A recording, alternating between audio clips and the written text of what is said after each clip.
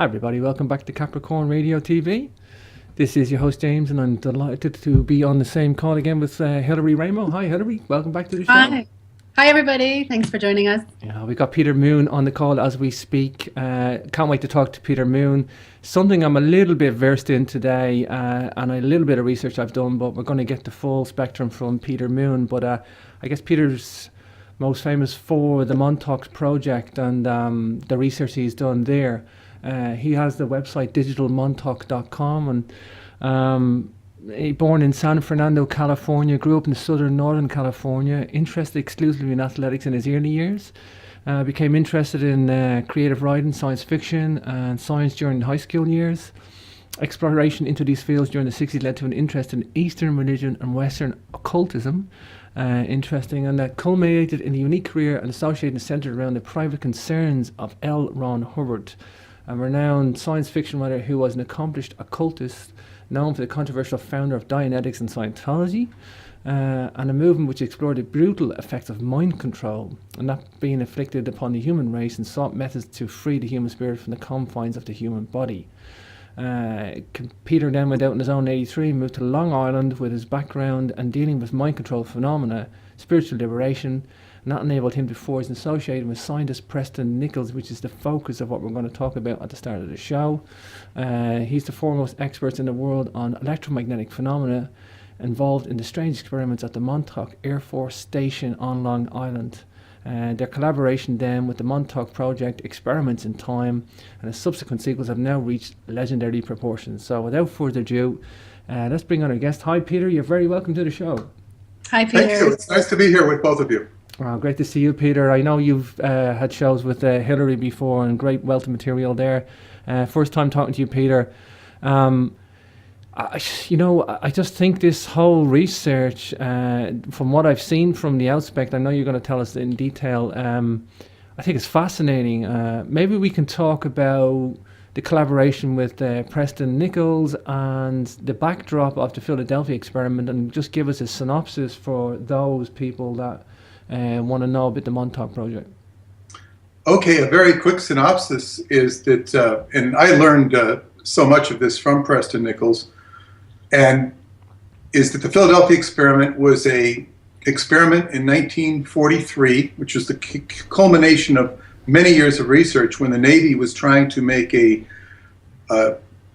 destroyer escort appear invisible to radar because of all the Nazi ships that were sinking American ships, merchant ships. And this experimentation involved the degaussing or the demagnetizing rather, of the ship. And this was coincident with the ship disappearing and it actually moving back into time or forward into time. We don't know I don't know the exact dates it moved to. This experiments caused a great deal of trauma to the crew. Research was done primarily at Camp Upton, which is now Brookhaven National Laboratories, and this was figuring out the mind of man and what made it tick and how come when it went into time displacement, it became distorted. Humans became distorted, their bodies, their minds, their spirits. So this research carried on at Montauk eventually, at first at Brookhaven, and then it went to Montauk where they were successfully connecting up people to the radio frequency, and they would amplify the radio frequency, and where thoughts could come out on a computer or they could come out into the ether, so to speak. And this is what the Montauk Project was, in a nutshell, in a very brief nutshell. I mean, of course, Hilary's very familiar with it from having read the book and talked to various people, including myself.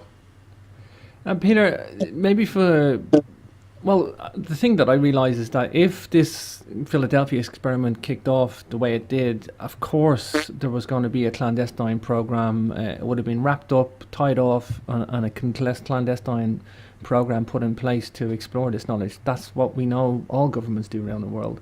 You know, they're not going to admit to this research, whether that's in the public domain or not. But why the location for the Montauk project on Long Island? Why was that chosen there?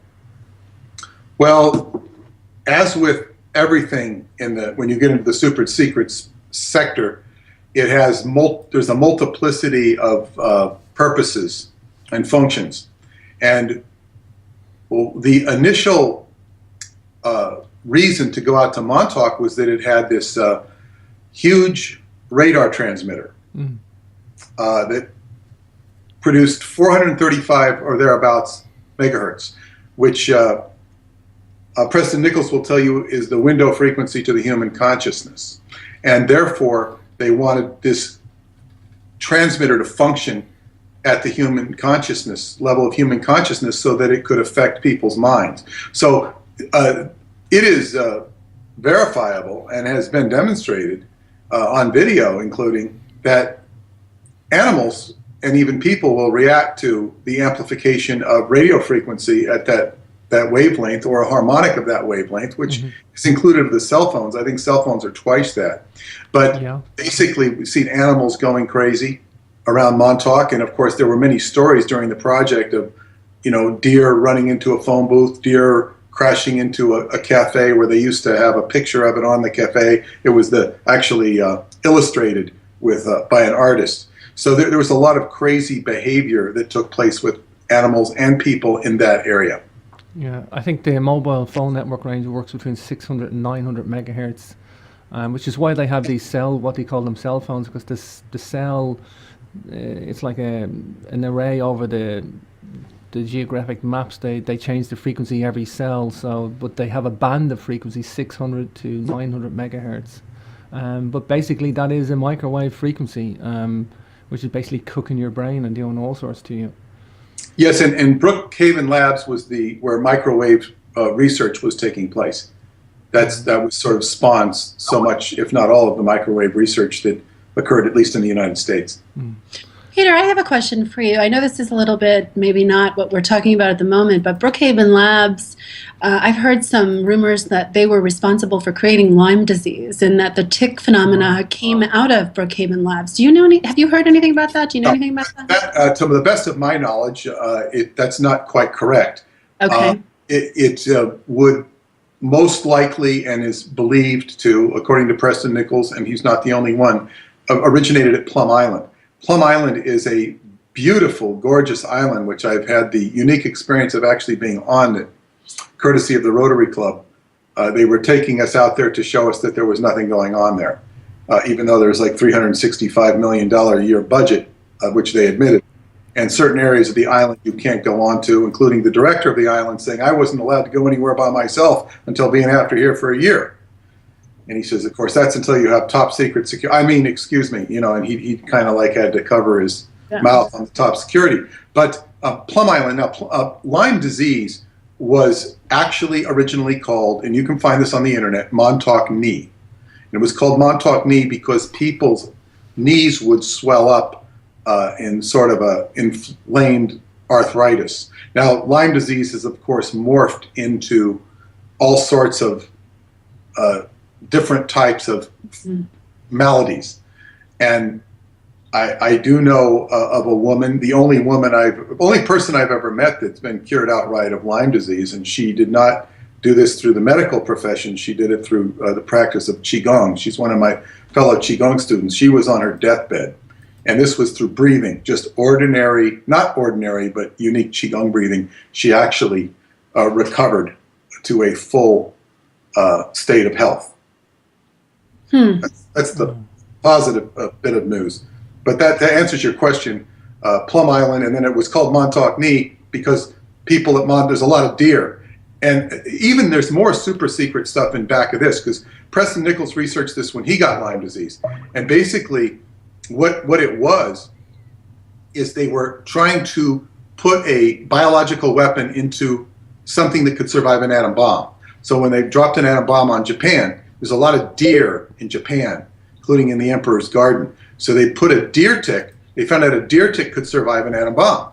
And they would put the syphilis, basically the spirochete virus, which is essentially syphilis, into the deer tick so that it would the bomb would not only happen, it would infect the population. So this is, and then of course it showed up at Montauk because it's just across the ocean a short distance.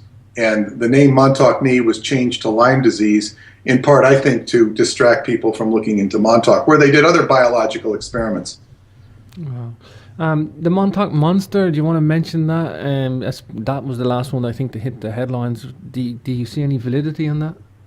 Well, there's been at least three. I think a fourth one has come up lately. There was this weird animal that showed up on the coast of Long Island, and it was mysteriously skirted away because I knew a woman whose friend had it show up on her, beach or backyard or something like this, or the big backyard of the beach. I don't remember the exact story, but basically, and then she became very funny about it. People would respond. When I went to Plum Island, that's all the people, he said that people in the press wanted to ask him about the Montauk Monster. And they had this really funny theory about it, which they said it was a dog, it was this, it was somebody called it a raccoon. And they had all of these funny descriptions or excuses for what it was. And it just didn't add up. And there were other similar beasts that showed up. One on the North Shore of Long Island. I think they were both and one in Canada. And of course, in both cases, they were skirted away. I reported them on my newsletter. I have a quarterly newsletter for those who are interested at my other website, skybooksusa.com. So I've written on these things in the past, but I think it's just strange phenomena. I don't think it's an ordinary carcass. Wow. Well, it would make sense if they're doing these experiments, these biological experiments. It would make sense that you might get one loose and have it wash up someplace. I mean, doesn't that make sense logically? That eventually something's going to... The shaman of the Montauk Indians told me when I told her about it, she says, these things are not new to us. They've always existed. And so they don't flinch at them. They just say, okay, they're from another realm, like your Loch Ness monster sort of phenomena. Sure. This type of thing. So I don't know. I mean, it certainly coincides with the weird things they do at Plum Island, the secret things they do there. Yes. So they're still operating and they're still experimenting. Do you have any updates on what they might be working on today? So much of what they put their attention on is the modification of the weather, which was from day one, which has morphed into the HAARP project. Now, if you listen to Revolution Radio, Douglas Dietrich, he's one of the most interesting characters to come along the pike in the conspiracy realm because he's talked about the HAARP project being used to bind demons.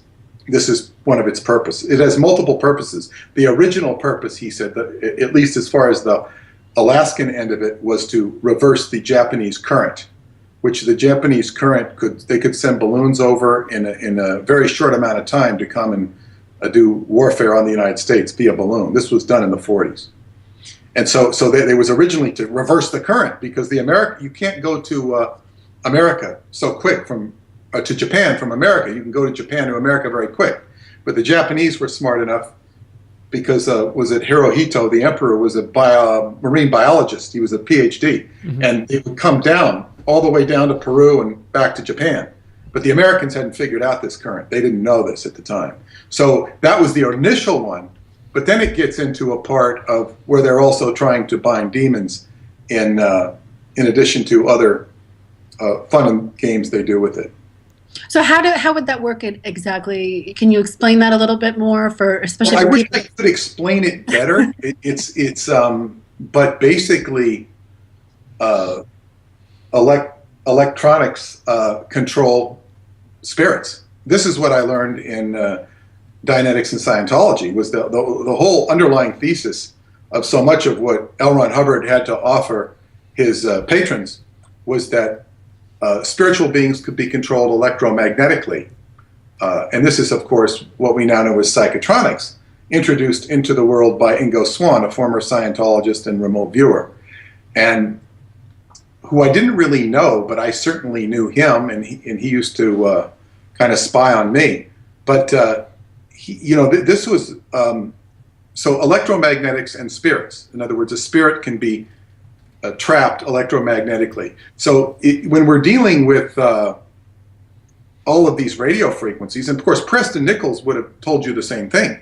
Everything I learned from Preston Nichols was sort of an outgrowth of what I learned in Dianetics and Scientology with regard to electromagnetic interfacing with human beings. So when you have the HEART Project, you have an extreme, I guess what you call evolved technology of manipulating weather. And manipulating the weather is the moods. You can just watch people's moods change with the weather. So when you tie all of these things together, this is very sophisticated research that is very, I guess what you call experimented on and esoteric. So, but the idea of binding a spirit, and whether they're doing, he learned this at Sonoma State University. Sonoma State University in California, where he was actually sent to sort of spy on what the technology is calling. The journalist, yes, and it's unfortunate, but the best thing is to just let it ring. The spirits are calling, Peter. To let it ring, and it'll go on the answering machine, because if I hang it up, they'll call back. So anyway, yeah, I mean, I can't go into the detail. I want to stop you there. I want to stop you there for 1 second. I have to ask you this question before you move on. If that is true, and that is indeed what is happening, do you see the advancements of supercomputer technology, conscious computer technology, all of the things that are happening in the world today, as part of that evolution from that? Well, it would make sense, at least 50%. At least, yes, because the computers were very much a part of the early Montauk research and interfacing computers with the mind of man and with the radio technology. So yes, it would make sense that computers are connected to it. The entire behemoth we know as the internet.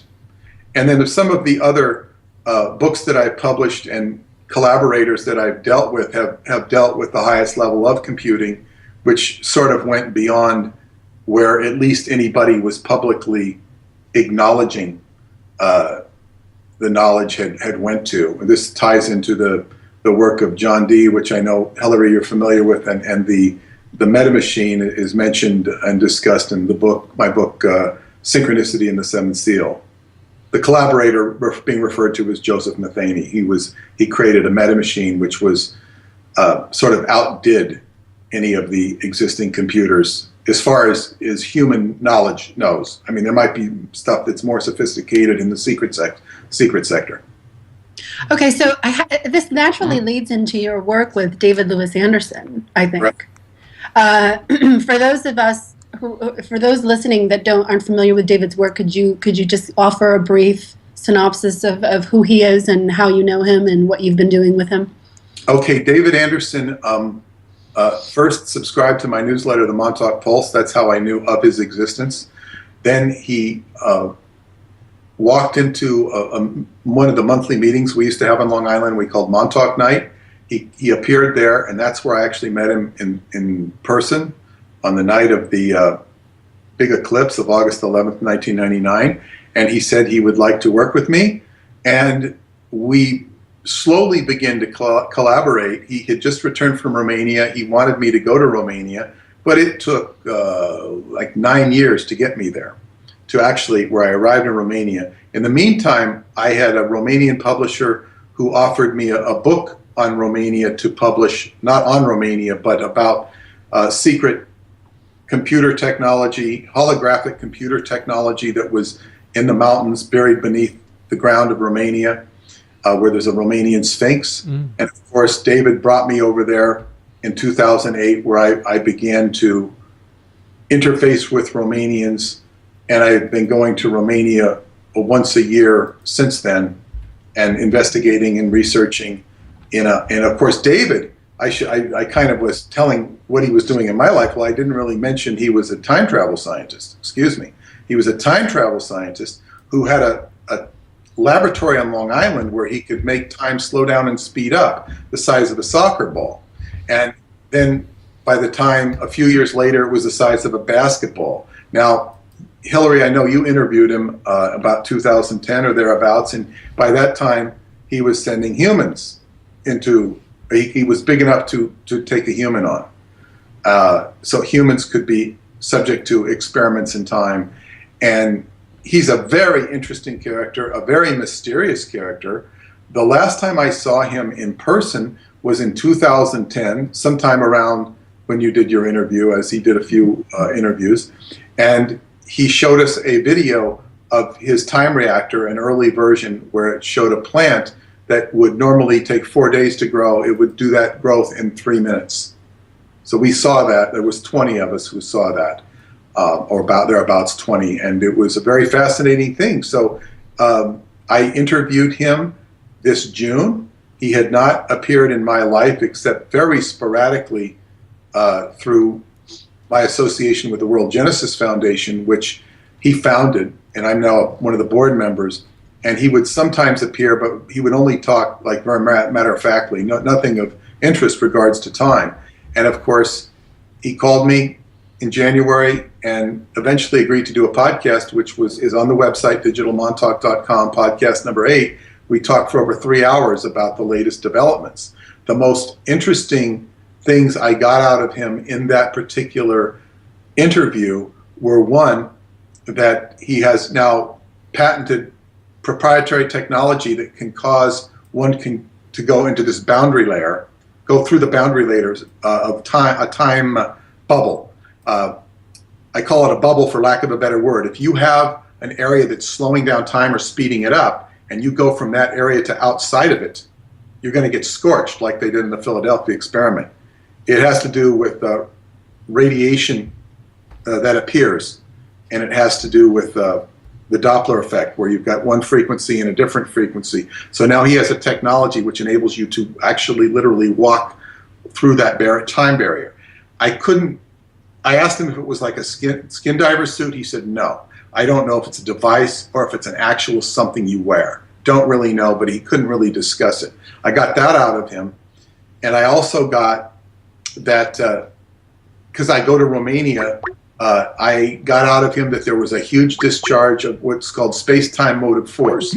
This is when you have two bodies that are basically moving at a different time rate, such as the Earth and the Moon. You could have, if they're moving at a different time rate, which they're not, there will be a discharge of space-time motive force. And he's explained this on some videos, which are linked. If you go to my website, you will find them, where he explains how you can harvest cheap energy for the Earth, from the space-time displacement of the Earth. So basically, what he said, there was a huge discharge of space-time motive force either 200 or 2,000 years ago in this cave in Romania known as Chaklovina Cave, which was noteworthy because I had been there the previous summer. Mm-hmm. And this was, wow, he was really surprised that I'd been in that cave because I've written books about Romania and whatnot, and it's right in the area where the books that I published have told of these very strange stories with time phenomena. Well, wasn't he working within the private sector for up until about 2010, and then he went to work for a government agency, or is that not correct? Well, I don't, it's probably somewhat correct. He was working for Bosch Industries in Rochester, but he was working for Bosch. He was developing biosensor technology for the security industry, and it was very high level. And then he went back in 2000, I think it was 9, he created Andersen Multinational. And Andersen Multinational was the parent company for different companies, one of which was the Andersen Institute. And you can look up anderseninstitute.com, where it's all about time travel, and this is his time travel research. But that's not the government per se, mm-hmm. But when you're in that business, the government will come to you and tell you what you can and can't do. Now, there's a patent he has on a time reactor, and I had that once on my website. It disappeared. I don't know how. And then, so I countered that by putting it into my most recent book, The White Bat, which was published last year, and Chapter 7 has a whole copy of the time reactor. And the time reactor the patent was registered. It's got the registration number and everything, but it was sequestered by the U.S. government, which means that you have to have special access to see it if you're in the government, or you can look at the book. Or if I put certain things on my website and they get taken off, so it's frustrating to keep putting them back on. So I put it in so if people want to know more, they can order a copy of The White Bat, and they would be able to. Okay. Yeah, the only unfortunate thing about my books, I write through about David Anderson through more or less 4 or 5 books, the Transylvania series. I haven't had time to consolidate it all into one book on him, which I would hope to do at some indeterminate point in the future. Now, if you do some research into the time travel research and technology realms, you'll find that it's common to be told that data is the one thing that they can literally send back and forth into time, and that's pretty accepted. My question for you is, if that's the case and data is what goes back and forth between time, and computers are evolving at an exponential rate, are we looking at potentially receiving information from the future in order to upgrade our systems in order to head into a certain direction that the future wants us to head into? Well, this is very interesting because the future and the past and the present are all connected. They're all connected. They always were. The question is, we're stuck, and we're unsticking as a culture. We're still stuck, but we're unsticking. Stuck in what way? What do you mean by stuck? Well, I mean, just like in a human state, you're stuck in a body. You're kind of trapped in a body. So as a culture, we were very stuck in certain ideas, and now the culture is such that we're open to the idea of time travel. We're not very intelligent about it. We're not very experienced about it. As a culture, there are isolated cases of individuals, and some people would say, oh, it goes on all the time. It's happening all the time. Well, these people may be accurate from their own perspective, but it's not culturally accurate, and they can't integrate their experiences into the culture. And this is where the only reason I think that I have to offer in this field is that I try to integrate the nuts and bolts of it from whatever limited access I have to characters like David Anderson. So I'm very interested in the science and the grounding of it. But yes, so and then when I was talking about this metamachine computer, this is basically generating synchronicity. And synchronicity means time together, or it's just the synthesis of time. So yes, the computer is going to be connected through its crystal property structure, even when the people programming the computer don't necessarily know this. Now, there's a very interesting radio host out in San Francisco, Alex Studer, and he has interviewed me a few times, but when I've talked to him privately, he's talked about this computer out in Utah. I don't know if you know anything about this huge computer out in Utah. Hillary, you familiar with it? I know there's a NSA holding facility in Utah. Is that what you're talking about? Probably the same thing. Well, I would imagine, I think it's underneath Granite Mountain, I think they call it. And it's basically a huge database. I mean, we talk about terabytes, and I forget what goes above a terabyte, but we're talking in those type of bytes. And because it's supposedly got data on everybody. And now, the interesting part about this book that I published, The Mystery of Egypt, by author Radu Sinamar, talks about them going and retrieving archives underneath the Giza Plateau through the tunnels in Romania. They access the Giza Plateau through these superdimensional tunnels, and they go to they retrieve all these archives. They're sort of like a CD or slate, maybe like a tracking pad on the, but they'd be bigger than this and thicker. And see that, a tracking pad on the iMac. But anyway, it would be bigger, and then it would read out a holographic scape of time, like for, I don't know if it was thousands of years or hundreds of years. And they had all these, and they were storing them and bringing back to Washington, D.C., to the Pentagon. And I'm thinking, like, what are they going to do with these things? And I first envisioned people like, taking whatever you have on staff and then taking people from the FBI and the CIA and saying, okay, look at this disk and take notes on it. Because you got to have people to, well, then I realized this is a little ridiculous. It's not going to work. And I eventually realized that if they had this data on disk, they would take it to a place like this place in Utah where they're going to figure out a way to download it and put it on a computer. They become literal time archives. The concept of time archives first occurred in my research when Preston Nichols told me about Alsace-Lorraine mountains in France. There were time archives there, but as there are in Romania and in different other places. But then I realized if the government is taking all of these time archives and putting them there, it's like a Trojan horse from the people who originally put these things in from Romania, these ancient civilization. So yes, you have an interaction of the two past and the time, and how it all plays out, as I say, is where we're sitting here in this stuck zone. This so stuck. are we reverse engineering these time plates? Is that something that you think we're doing? Are we reverse engineering the technology that they have found in these mountains?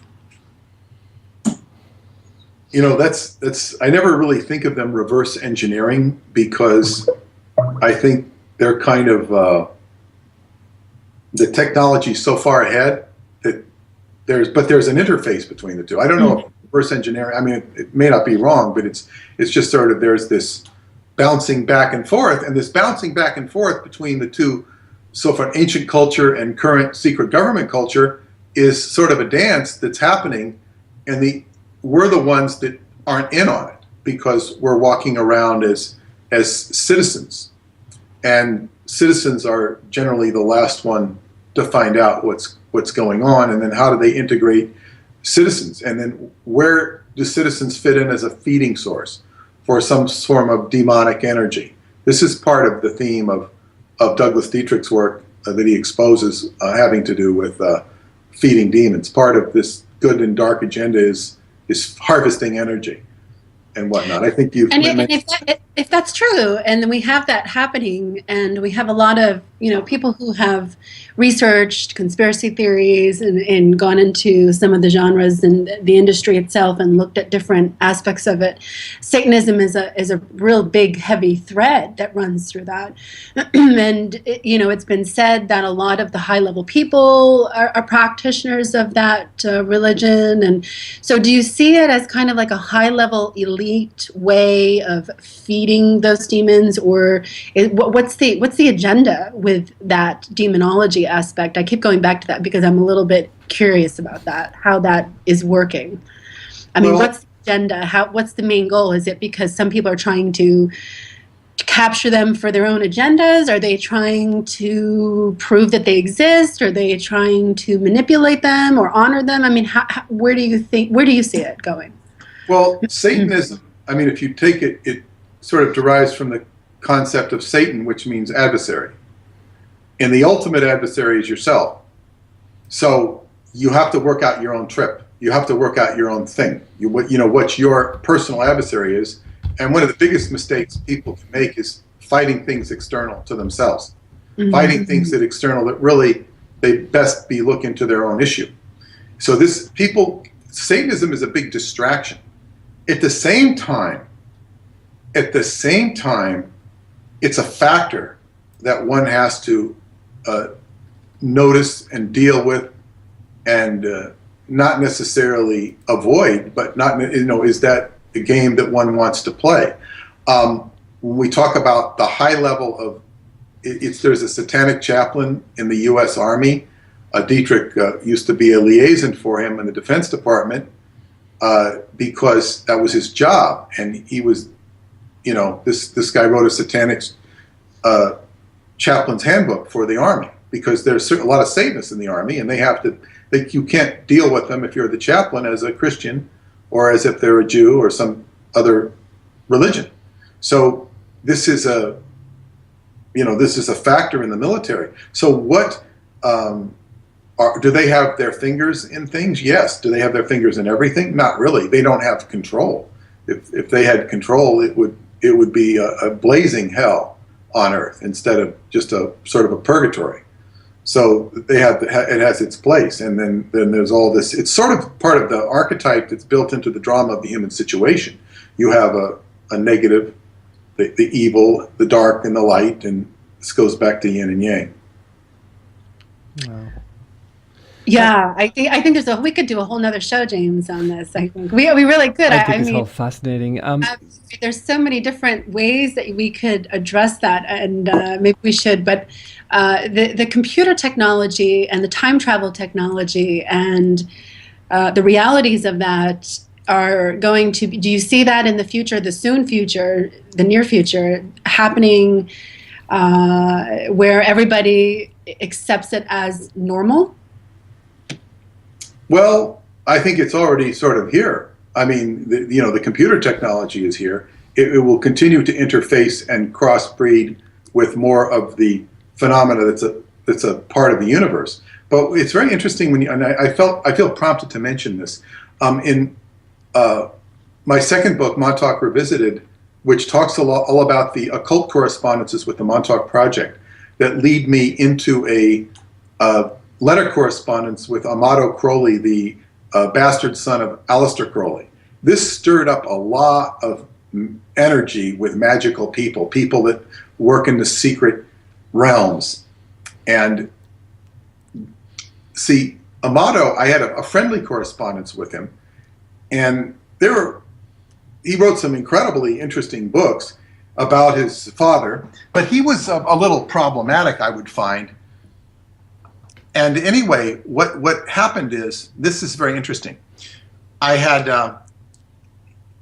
they wanted to import his books into the United States, and they asked me that I would import them and sell them. I was very happy to do this.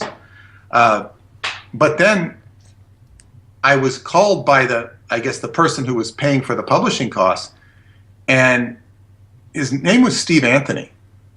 And I said, well, the only thing I wanted, I think I wrote to him after we talked about the prospect, I wanted to have my base covered at customs, because at customs at the JFK airport in New York, they do all sorts of outrageous and egregious things at times.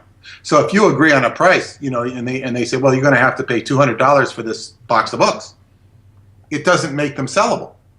So being very diligent about this, I was, asking my P's and Q's, and I couldn't get my P's and Q's answered. So I didn't act on it. Had I acted on it, I would have been able to sell the books. But when you're dealing with an occult energy like this book, it can set off a lot of flames. So anyway, I kept trying to get hold of Steve Anthony because he never answered my question. When I asked about the P's and the Q's, like there's an old saying that it's okay to drink with the devil as long as you make him pay for the drinks. And I was not going to pay for the drinks here. And anyway, I didn't recognize Steve Anthony as the devil, but he was doing the son of the devil's work, so to speak, by doing this book. So I tried, and I finally had this British guy who went over and knocked on the door of Elan Computing, which is where he worked. And he was like, he couldn't get through it. He was like, he had to knock. He was having to get this occult force.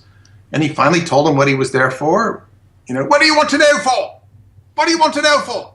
And this sort of British bullshit, when they'll say, what do you know to know for? What?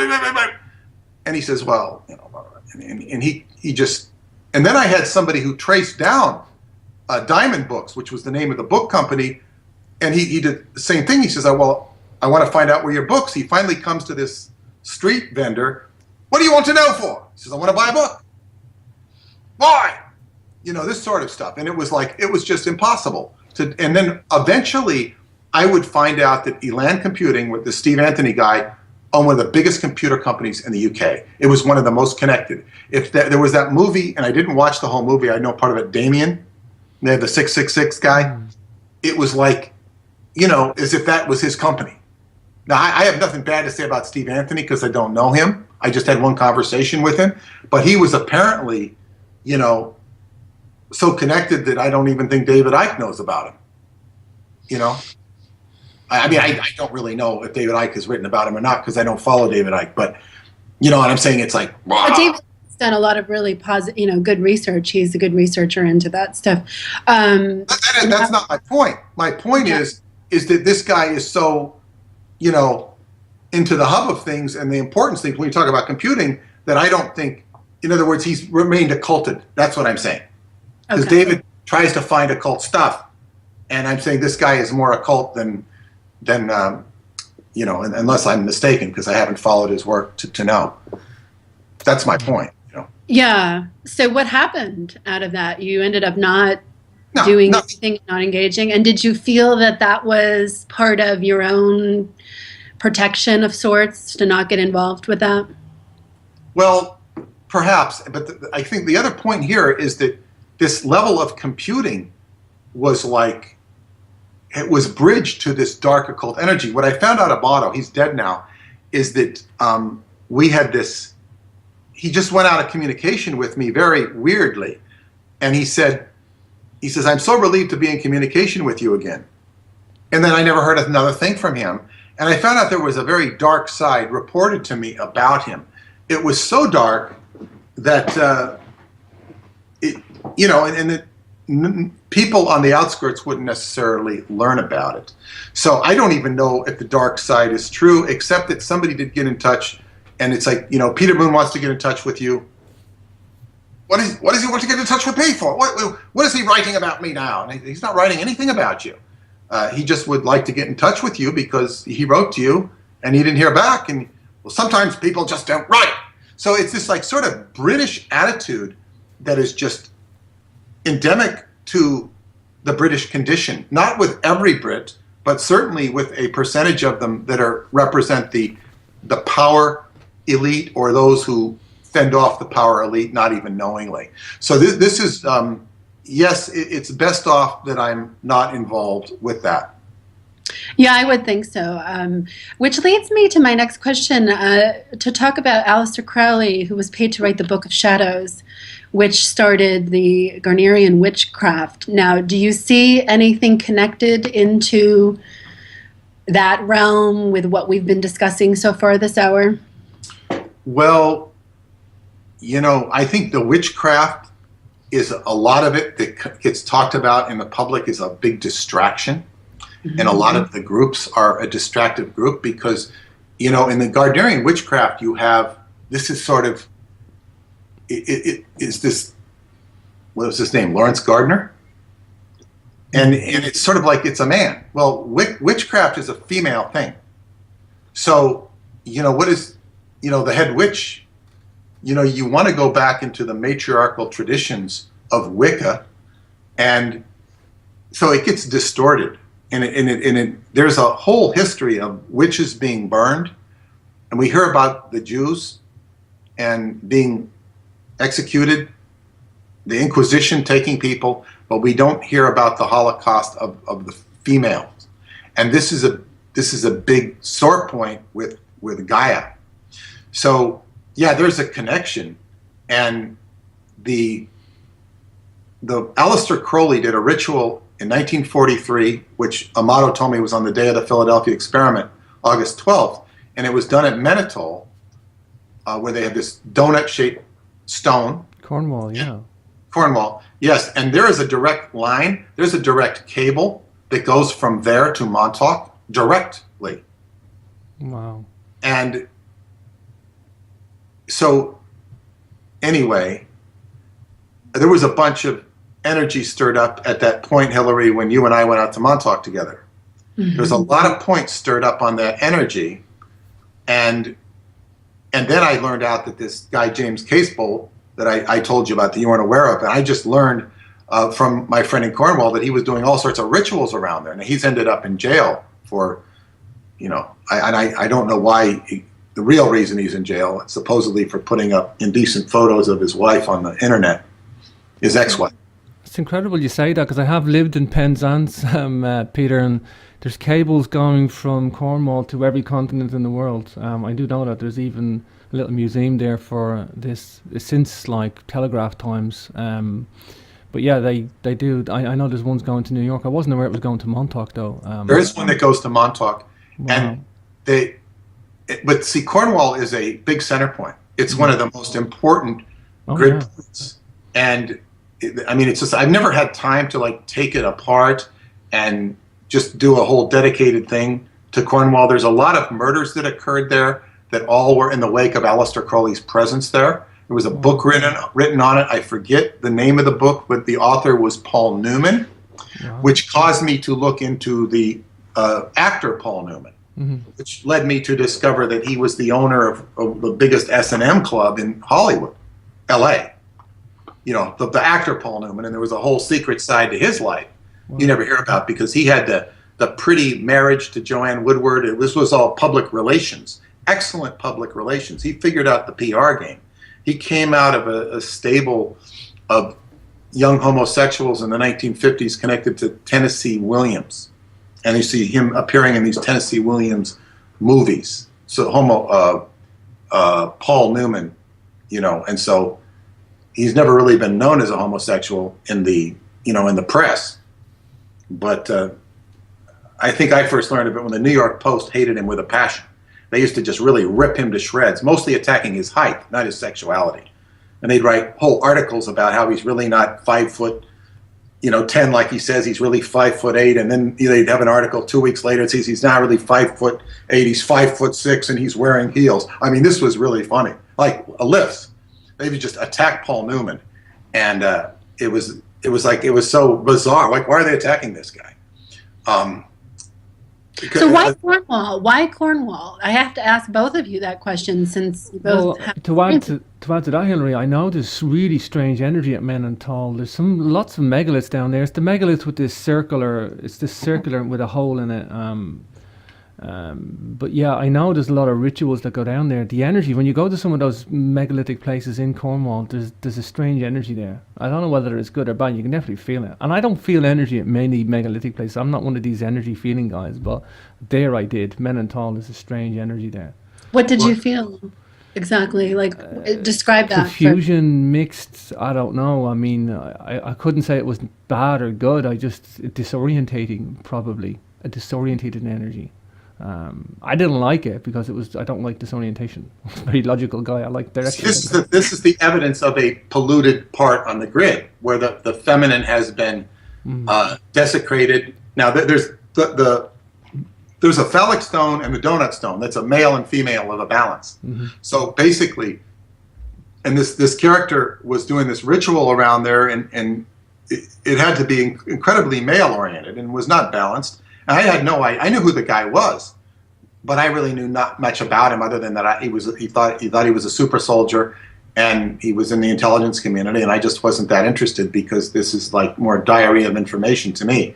But and I wouldn't say he wasn't in those projects. It's just, but it wasn't very, I guess, coming out very sanely, as most of them don't. But in any case, he's doing all this sort of imbalanced rituals. And this is not a good thing. When one goes to a sacred site, one should breathe. One should do qigong, which means breath work, put spirit into the area. Now, you could have different people that are on the up and up. Any sort of energy into that is going to be positive. But it sounds to me, from what you're saying, you know, you'd be prepared to get your socks knocked off if you go there. True, yeah. So this is, you know, I mean, Hilary and I felt it from thousands of miles away at Montauk. Wow. Where else do the other cables go to? Where do they From Cornwall? In Cornwall, Yeah. they go to India, Australia. They go to all the continents. There's a telegraph museum there, and they've been laying cables there all the way around the world for telegraph times. And then when Hitler tried to invade England, he would have took one of Porthcurno Beach, which is a telegraph museum there. But to stop Hitler taking the beach, they burned the beach for 5 years. The British just put the beach on fire for 5 years and went, "You're not landing here," because the cables came up that beach there. But and why Cornwall, did they choose that area? What was so well, significant it's the bit of there? Britain. It's also not so much that as Marconi did his first broadcast from there as well. So it's a strategic point in terms of frequencies. Because it's the bit of Britain that sticks into the Atlantic, you see, that little toe that sits down there. So, Right, and I believe Marconi did those transmissions from Montauk.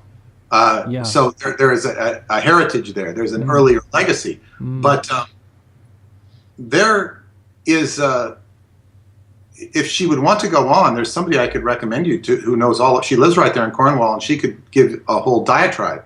Oh, and one of the things that I've learned from her is that, Prince Charles is basically the Duchy of Cornwall. Yeah. Yeah, he funds. Yeah, it's his. Yeah, but he funds his whole private money from there, and there's a whole bunch of misappropriations that he's guilty of, and that Cornwall is funding so much of what goes on in his world. Wow. So, and of course, Prince Charles is also slated, according to the Romanian press, is slated to be the next king of Romania. When King Michael is about 94 years old, and when he dies, because he has all this property in Transylvania, and there's constant rumors that he will abdicate the throne if Queen Elizabeth dies, give it to his son, and then he will go be the king of Romania because of all of its esoteric. They don't say because of its esoteric, but this is something that would be very interesting to see if it happens. Wow, it's incredible. Back on the Romanian, just to wrap up, Peter, I wanted to ask you, do we know the antiquity of this place, the Hall of Records, or the Romanian Sphinx? Do we know a date, roughly, an approximate? They say the Sphinx was put up 50,000 years ago, and when they try to penetrate the secrets of these time travel archives underneath, which are bioresonant, they get stopped. In other words, the people who created them don't let you look, and you can't look at who built them. You can look at everything else, but you can't look at who built them. So you're always playing in games of censorship on any level of the universe that you get into. Mm-hmm. And before I wrap up here, I want to thank you both. It's been a very stimulating and interesting and different interview. Wow. Well, thank you, Peter. I really appreciate your time today. Yeah. Good stuff. Good stuff. You got any final comments, Hilary?